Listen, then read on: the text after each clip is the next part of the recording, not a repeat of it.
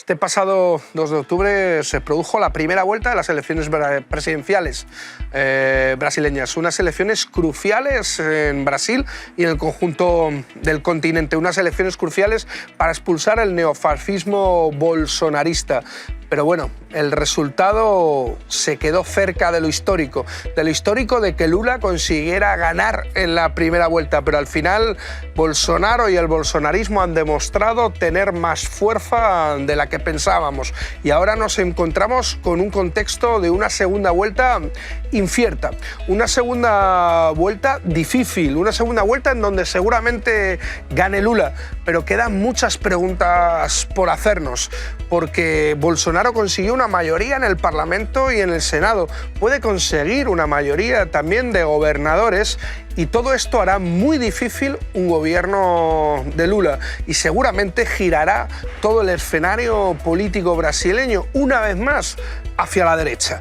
Para hablar de las posibilidades de Lula, para hablar de la campaña, para hablar de la resistencia del bolsonarismo y sobre todo también del día después de estas elecciones presidenciales que se juegan este domingo, hemos traído a Enclave Internacional a Fernanda Melchona, diputada del PSOL y con la que analizaremos esta y otras muchas preguntas en un nuevo programa de Enclave Internacional.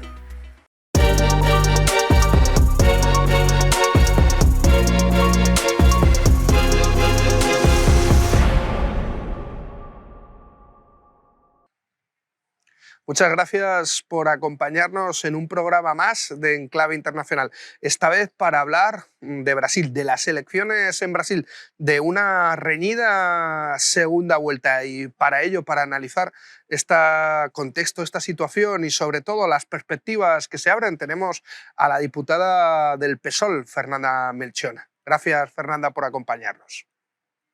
Gracias, Miguel. Es un placer estar con usted y con los compañeros y compañeras de Enclave Internacional.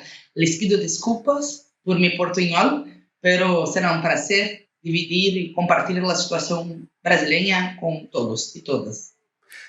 Bueno, yo creo que no hay nada que disculpar. De hecho, tu portuñol es bastante mejor que mi portugués.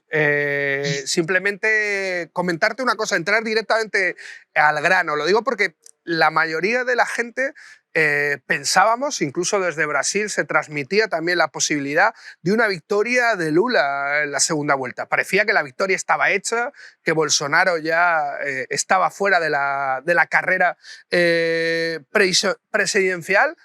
Pero vaya susto que nos pegamos al inicio del recuento, ¿no? Al final, Bolsonaro está vivo, estamos en una segunda vuelta muy complicada. ¿Qué es lo que ha pasado? Primero, creo que nosotros venimos una situación que aún Lula tenga sido el presidente más votado en la historia de Brasil en la primera vuelta, como 48% de la votación. Faltó como 1,5% de los votos para Lula vencer en la primera vuelta. Pero el fenómeno, o que nos compete analizar, y que obviamente torna ese segundo turno muy reñido, ¿no? Que nos encesa mucha lucha y determinación, es que la extrema derecha dilapidó, corrió por dentro los partidos del régimen de derecha y se ha fortalecido mucho en las elecciones y ahora en la segunda vuelta. Mira, partidos tradicionales que dominaron la escena política de Brasil después de la dictadura civil-militar se quedaron menor que el PSOL, un partido de la izquierda radical que fue creado con independencia como un proyecto político independiente para mantener vivas las banderas de la clase trabajadora, de la clase obrera, de las mujeres, las banderas anticapitalistas e internacionalistas, por supuesto. Sabes bien que el PT hizo un gobierno de conciliación cuando gobernó los 13 años, pero durante más de 20 años los dos partidos eran PT y PSDB, el partido de la derecha que dominaba la escena política. Bolsonaro hizo como Trump en Estados Unidos, que agarró la votación destruiu los partidos tradicionales y, por supuesto, agarró su votación.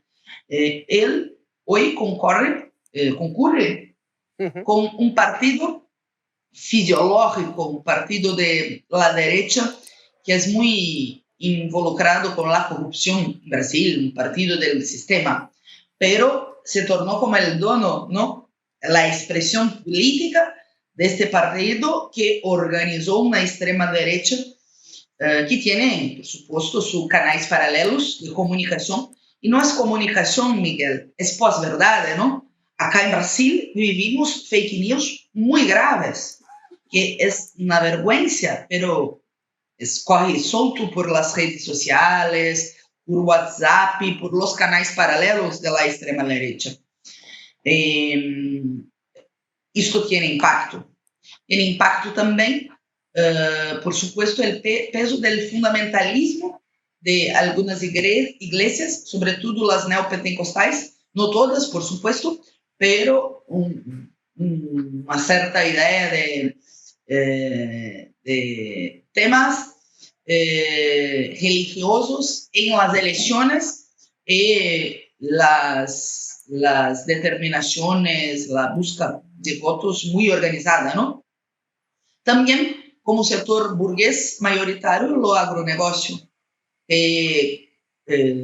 aplaude el desmatamiento de Amazonía, aplaude la destrucción de la fiscalización ambiental en Brasil, que son crímenes contra la humanidad en la práctica, contra el medio ambiente, y los tipos los apoyan en su proyecto de destrucción, ¿no? El sector dominante burgués que apoya a Bolsonaro.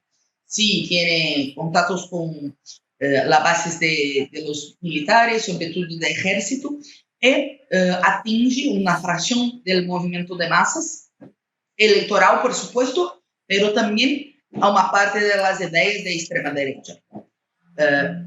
En términos económicos, Brasil está muy mal y después hablamos, pero lo tipo hizo muchos proyectos ahora en las elecciones, cosa que era prohibida por nuestra legislación, aumentó el Auxilio Brasil, que no quería dar, ahora en las elecciones hasta diciembre, para ganar, sacar votos, ¿no? Entonces hizo proyectos que benefician millones, como 20 millones de brasileños, solamente para las elecciones, para después volver a una agenda económica neoliberal clásica con ataques a las libertades democráticas, pero la mayoría del pueblo muchas veces no la acompaña, ¿no? Entonces va teniendo repercusiones electorales y muestra que Bolsonaro, primero, está vivo en la elección. Estamos en la lucha para que venza Lula, ¿no? Pero Bolsonaro está vivo en la segunda vuelta, mismo que, aunque Lula venza, la extrema derecha estará en la escena política brasileña, ¿no? Eso es lo que te quería preguntar, sobre todo, Fernanda, porque no solo fueron las presidenciales. Hay que explicar también a la gente que nos esté viendo que hubo elecciones al Senado, al Parlamento brasileño y a los estados brasileños, a las gobernaciones, ¿no? ¿Cómo quedó ese resultado? Porque ahí es donde se ve también la capilaridad y la capacidad de la extrema derecha en Brasil. Sí, las elecciones son generales, ¿no? Hubo elecciones a diputados, senadores, gobernadores en la primera vuelta, algunos departamentos tienen segunda vuelta también a gobernadores. El mapa de Brasil muestra un país muy dividido, Miguel. Si miras todo el mapa, verás todo el nordeste con Lula. El nordeste tiene una tradición de lucha muy fuerte en nuestro país, ¿no? Fue donde tuve luchas muy fuertes contra la esclavización, por la independencia. ¿Sí? Entonces, todo el nordeste del país, Lula vence, ¿no?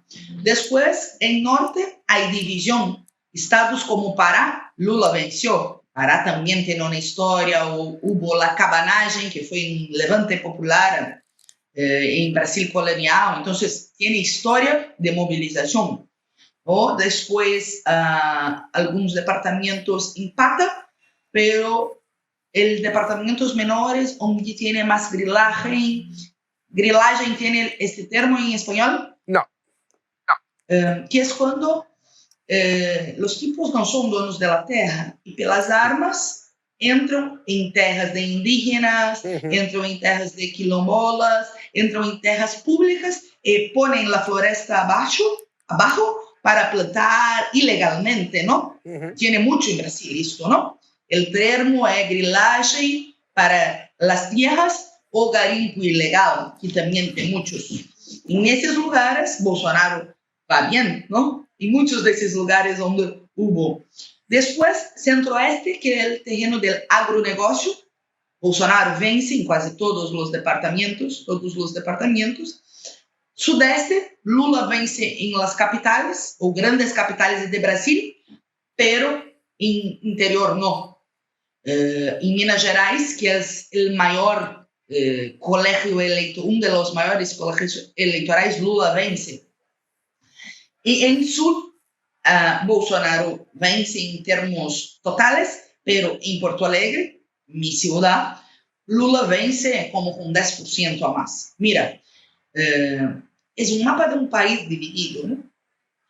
También hay muchos que se eligieron por los partidos de Bolsonaro que son más derecha tradicional, pero están en la carona de bolsonarismo. Sí, en Senado tuvieron un resultado muy favorable la bancada de Bolsonaro, por supuesto, aunque varios de la izquierda o de la centroizquierda también tengan ganado, sacado votos y ganado las elecciones.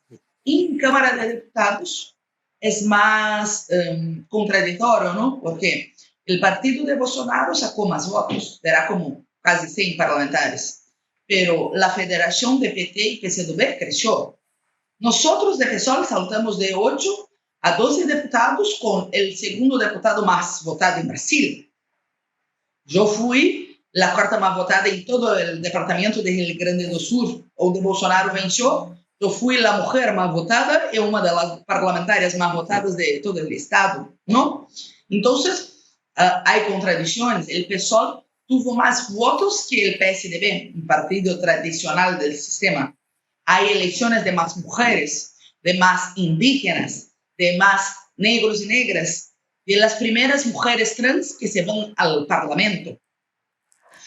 Entonces, hay una composición de Cámara que sí, el partido de Bolsonaro sacó una bancada muy grande, pero la izquierda socialista también creció, ¿no? Y la izquierda, como el PT, la socialdemocracia, también creció. Ahorita hay las elecciones para gobernación, la segunda vuelta en algunos departamentos, no todos, en Brasil algunos se resolvieron en la primera vuelta, ¿no? Pero el balance general de la elección también será quien gana la presidencia, porque mira, muchos de los parlamentarios que se eligieron con los partidos de Bolsonaro son más centrón que Bolsonaro. Centrón es una definición de Brasil.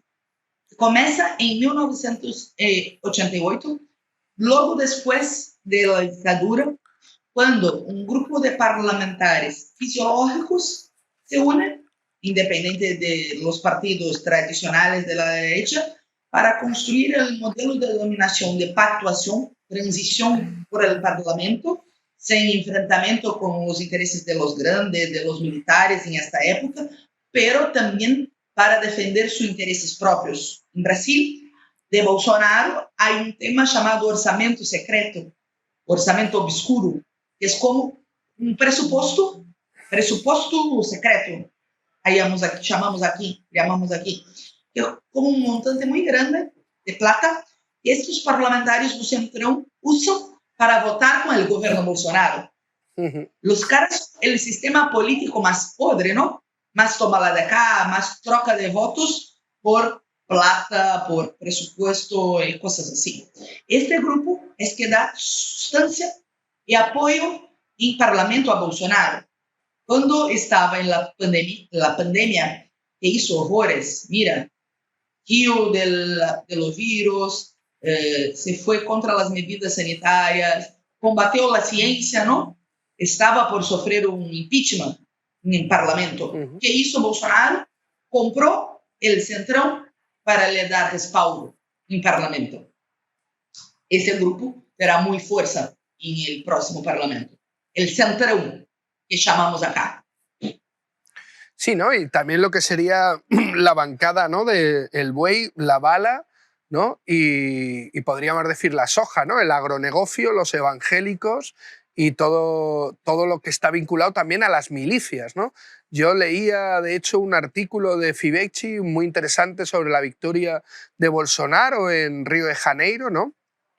Lo que sería además el Estado ganó también el candidato de Bolsonaro y lo vinculaba mucho justamente a la implantación paraestatal que han tenido las milicias durante el gobierno Bolsonaro, ¿no?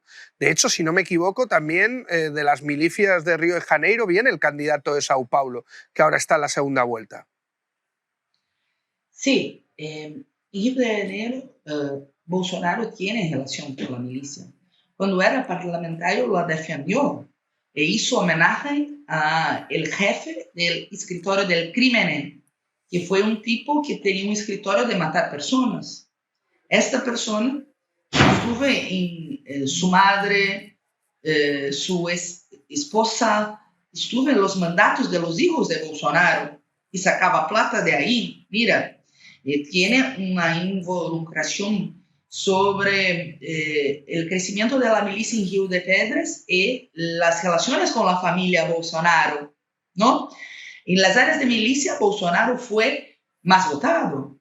Y Cláudio Castro, que era su candidato en Río de Janeiro, venció en la primera vuelta.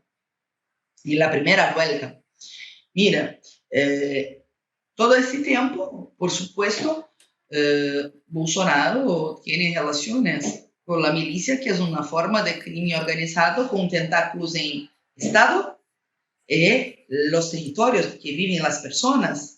No creo que tenga ahí, que es como una relación de comando de determinados barrios, favelas, los tipos exploran el gas, el gatonete, el transporte, todo lo comercio ilegal, y tiene un brazo paramilitar con agentes del Estado que hacen parte no solamente de las policías, pero también de los políticos, ¿no? Cuando Marcelo Freixo hizo la CPI de las milicias, identificó diputados, concejales que son del crimen. Só que desde hasta acá, las milicias crecieron en Brasil y ganaron un aliado con Bolsonaro en la presidencia de la República, ¿no? Entonces, su candidato sale victorioso en la primera vuelta, derrotando todos los otros, incluso Marcelo Freixo, que fue a derecha para ganar las elecciones a derecha en su aspecto político, ¿no? Fue un partido, ¿no?, más a derecha y habló cosas más a derecha y siquiera llegó en la segunda vuelta, ¿no? Que es muy triste, ¿eh? Las banderas históricas también aún no tengo aparecido con tanta fuerza en la elección, y mismo así, o tal vez, en fin, Cláudio Castro tenga vencido en la primera vuelta. Y también hablabas tú justamente, Fernanda, de la cuestión de los evangelistas, ¿no? Lo digo porque si hay un país, sobre todo en Sudamérica, ¿no?, donde haya o los evangélicos tengan un poder político tan claro, eso es Brasil, ¿no? Evidentemente tenemos el ejemplo de Centroamérica, pero en el caso de Sudamérica, los pentecostales y los neopentecostales tienen cada vez más poder político, tienen bancada propia y parece que están dándole una base popular a la propia extrema derecha de Bolsonaro. Ahora, en la segunda vuelta, estamos viendo cómo Lula se está lanzando también a intentar disputar ese voto. ¿Se puede disputar ese voto? O sea, porque llama la atención, ¿no?, la estrategia que está teniendo ahora mismo Lula de cara a los evangélicos. Sí, creo que una cosa son las banderas económicas, ¿no? si consigues hablar con las personas del pueblo que tienen su fe, su religión, ¿no? La cuestión económica en Brasil pioró mucho de Bolsonaro. Hoy tenemos como 33 millones de personas que pasan hambre. Mira, Miguel, 33 millones de personas que pasan hambre en Brasil. Es mucha gente. Hay como 10% de la población que no tiene nada de empleo. Y una parte muy grande, como 38 millones de personas que son informales, no tienen derechos laborales. Entonces, es una situación muy precaria. Y con la alta de los alimentos, del costo de vida, el pueblo tiene pagado, ¿no? Entonces, este electorado evangélico, ¿no? Estamos hablando de un país continental y acá de las personas. Si hablas con las personas de las cuestiones económicas, no es bueno para Bolsonaro, pero o que pasa é quase uma guerra santa, não? Criada com mentiras, criadas com inverdades sobre o feminismo, sobre a luta de los LGBTQIA+, sobre os negros e negras, e também criada com racismo, com machismo, com intolerância e preconceito, de forma organizada, con organización política de los líderes políticos que tienen una estrategia de poder para organizar la campaña de Bolsonaro.